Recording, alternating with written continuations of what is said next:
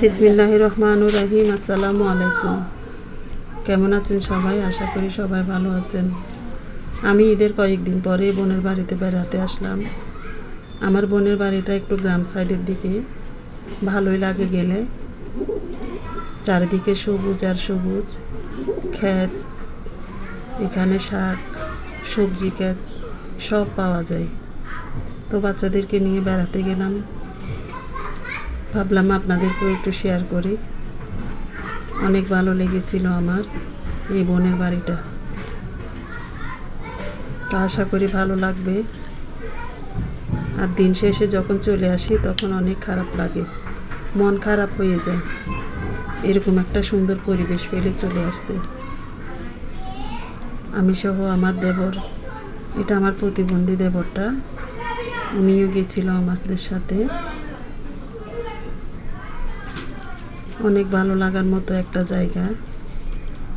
যে শাকগুলো আমরা প্রতিদিন 20 টাকা 25 টাকা করে কিনে খেতাম, সেই শাকগুলো ওদেরকে গরুকে খাওয়াই, দেখলে অবাক লাগে। আসলে গ্রাম সাইডের মানুষগুলা আমার মনে হয় অনেক ভাগ্যবান, কারণ ওদেরকে সবজিটাও ক্ষেত থেকে তুলে খেতে পারে, শাকটাও তুলে খেতে পারে, হাঁস মুরগির ডিম সব আছে। আমার বোনের ছাগল আছে, হাঁস আছে, মুরগি আছে, কবুতর আছে। আমি কিন্তু সবগুলা তুলিনি, যতটুকু পেরেছি ততটুকুই তুলেছি, কারণ এখানে ভিডিওটা লম্বা হয়ে যাচ্ছে। আমি পুরোটা দিনে কিন্তু আমার ছেলে ছোটটা তো অনেক এক্সাইটেড খালামনির বাড়িতে এসে গ্রামের সেই ক্ষেতগুলা দেখে। এগুলা বৃষ্টির পানিতে কিন্তু অনেক জমিনটা পানিতে ভরে গেছে। ও ইচ্ছে করে কিন্তু এখানে কাদাতে নেমেছিল, ওর নাকি ভালোই লাগতেছিল। এরপরে সে কাদাতে ও কি যেন ফুটেছে পায়ের মধ্যে, শেষ পর্যন্ত আর কি বিপদের মধ্যেই ফেলে দিল। পাট শাকের ক্ষেত, হেলামসি শাক যেটা আমরা কিনে খাই, সেগুলা অবশ্যই আসার সময় নিয়ে এসেছিলাম। বেশ কিছু শাক নিয়ে এসেছিলাম, শাক সবজি, হাঁস মুরগির ডিম সবগুলাই নিয়ে এসেছিলাম। তো আসলে বাচ্চাদের স্কুল বন্ধ, মাদ্রাসা বন্ধ, এই ছুটির দিনে একটু বেড়ানো আর কি, ওদেরকেও একটু আনন্দ দেওয়া।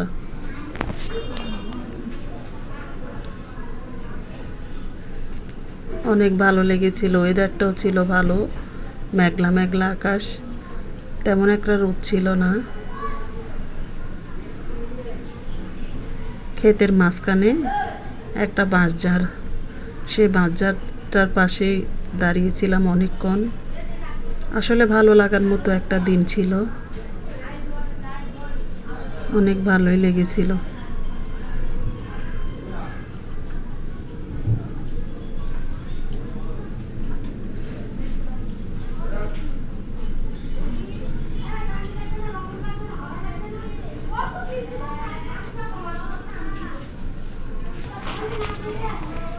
আশেপাশে অনেক চিল্লাচিল্লির জন্য ভয়েসটা ভালো মতো দেওয়া হয় না, সেজন্য দুঃখিত।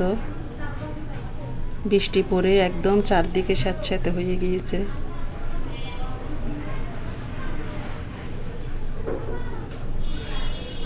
এটা হলো ছাগলের ঘর, সে ছাগল পুষে আমার বোনে। আর বাইরে লাকড়ি চুলাতে কিন্তু রান্না হয়। আমার বোন আরেকটা আসছিল আমার সাথে, সে কিন্তু রান্না করতেছিল। তো এত ঝামেলার মধ্যে মানুষও বেশি আমরা, সেজন্য বোনে বলতেছিল যে বিরিয়ানিটা করে ফেলি।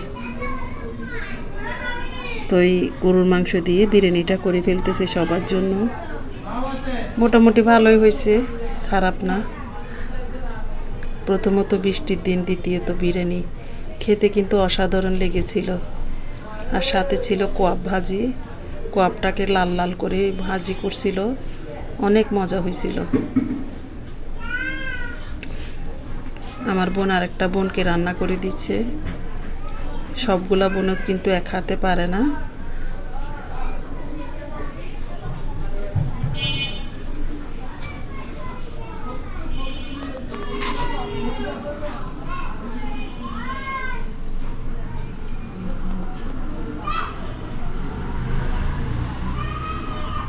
আসলে এরকম গ্রামের মধ্যে বেড়াতে যাওয়ার মজাটাই আলাদা।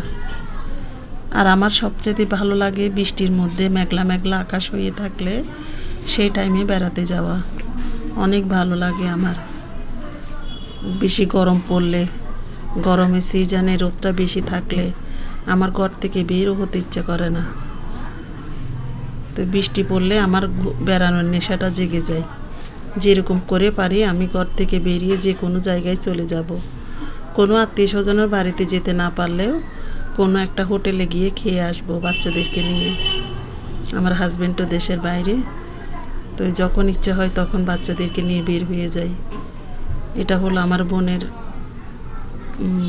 ছাগল, কয়েকদিন পরে বাচ্চা দিবে ছাগলটা। আর একটা আছে বড় মাটা, ওটা কিন্তু বাইর হইতে দেয় না, ওটাকে বাইর হতে দিলে সবাইকে শিং মারবে। তো আমরা খেয়ে দিয়ে বাড়ির দিকে রওনা দিব।